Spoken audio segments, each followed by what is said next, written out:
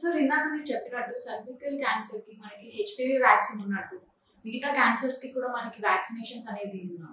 And అలాగే మనకి ఇప్పుడు మనం చూస్తున్నట్లయితే ఈ జనరేషన్ లో మన పాపులేషన్ ఏదైతే ఉందో వాళ్ళు ముందుకు ఎందుకు రావట్లేదు సార్ వ్యాక్సిన్ తీసుకోవడానికి?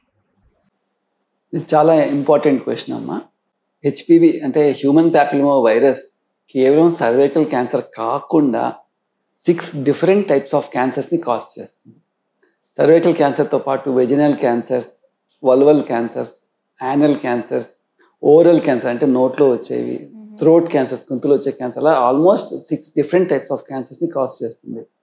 సో హెచ్పివి వ్యాక్సిన్ తీసుకోవడం మూలంగా మనం ఈ 6 డిఫరెంట్ టైప్ ఆఫ్ క్యాన్సర్స్ని ప్రివెంట్ చేసుకోవచ్చు.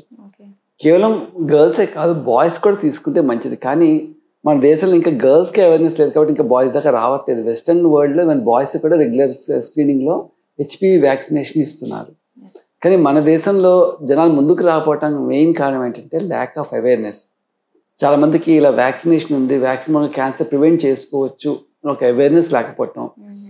ఇంకోటి access to the health care వాళ్ళ దగ్గరలో అందరికీ కూడా, ఎస్పెషలీ మన రూరల్ ఏరియాస్కి వెళ్తే, లో సోషల్ ఎకనామిక్ గ్రూప్స్కి వెళ్తే వాళ్ళకి యాక్సెస్ టు హెల్త్ కేర్ అనేది ఒక మెయిన్ ఛాలెంజ్. ఇది కాకుండా కాస్ట్ గురించి ఒక భయం, వీటికి చాలా కాస్ట్ అవుతుందని ఒక భయం. ఇంకోటి చాలామందికి ఏంటంటే సైడ్ ఎఫెక్ట్స్ గురించి చాలా భయాలు ఉంటాయి. ఈ వ్యాక్సిన్ తీసుకుంటే జ్వరం వస్తుందేమో, ఇంకేం సైడ్ ఎఫెక్ట్స్ వస్తాయో, బాడీలో ప్రాబ్లం వస్తుందేమో, ఇన్ఫర్టిలిటీ వస్తుందేమో. ముఖ్యంగా ఆడపిల్లలకు వచ్చేసరికి, పెళ్ళికిన ఆడపిల్లలకి ఇవ్వడానికి ఇది main challenge. Especially rural population convince చేయాలంటే infertility is the main challenge.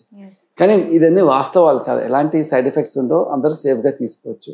ఇలా హెచ్పివి వ్యాక్సిన్ కాకుండా hepatitis B surface antigen vaccine కూడా అవైలబుల్గా ఉంటుంది. దాని మూలంగా హెపటైటిస్ బి వైరస్ ఇన్ఫెక్షన్, అలాగే లివర్ క్యాన్సర్, హెపటోసెల్యులర్ కార్సినోమా కూడా ప్రివెంట్ చేసుకోవచ్చు.